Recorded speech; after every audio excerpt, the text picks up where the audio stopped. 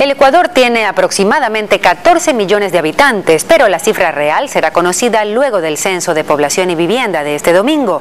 El país tiene experiencia en otros 6 censos similares y los más recientes demuestran, entre otras cosas, cómo la migración y la identificación cultural han incidido en la población ecuatoriana.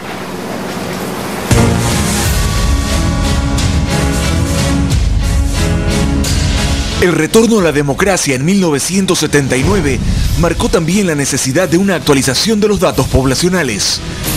Antes de su trágica muerte, el entonces presidente Jaime Roldós Aguilera había decretado que el cuarto censo de población debía realizarse el domingo 28 de noviembre de 1982. Su hermano, el abogado León Roldós, quien había asumido la vicepresidencia tras el ascenso al poder del doctor Osvaldo Hurtado, supervisaba personalmente el desarrollo del censo en ciudades como Guayaquil.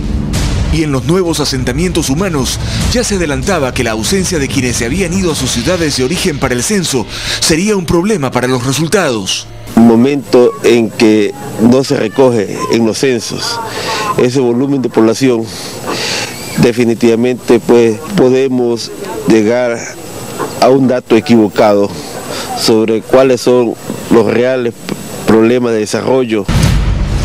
Al igual que en 1982, 1990 marcó el arranque de un nuevo censo en el país.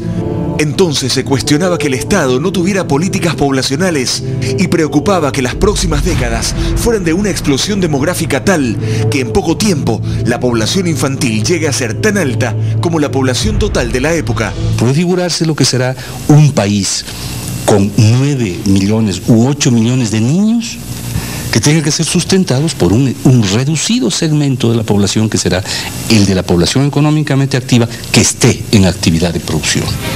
Pero la realidad fue otra, y para el año 2001 ya se adelantaba que la población no llegaría al nivel de lo proyectado. A lo mejor no llegamos a los 13 millones de habitantes, justamente por la emigración y por el descenso de las tasas de fecundidad. La crisis económica tras la debacle financiera de 1999 había impulsado un fenómeno migratorio y sus efectos se sentían en provincias como Azuay. Fernando Cordero, hoy presidente de la Asamblea, entonces alcalde de Cuenca, hablaba de las expectativas de una migración temporal. Que hay que hacer esfuerzos para que los que están fuera regresen, pero regresen en condiciones que puedan trabajar en el país. En el año 2001 se realizó el censo más reciente. Los retos de entonces eran, entre otros, definir, por ejemplo, la totalidad de la población indígena.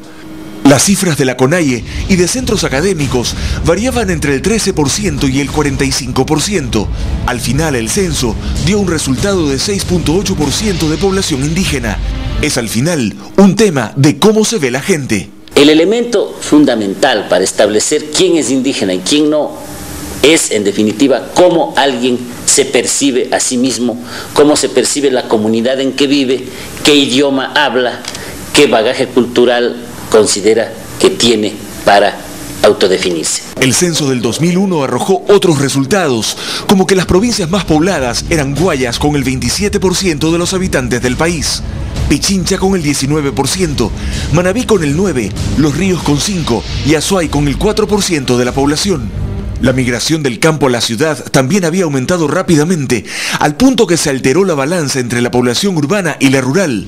Desde el censo de 1974 hasta el del 2001, la población del campo se redujo del 59% al 39%, mientras la población urbana subió de 41% en 1974 a 61% en el año 2001. Ese año, el país llegó a tener 12.100.000 habitantes y según las proyecciones del INEC, en este 2010 somos alrededor de 14.280.000. Un estimado que deberá confirmarse o rectificarse cuando se den los resultados del censo a inicios del próximo año. Pedro Jiménez, Ecuavisa.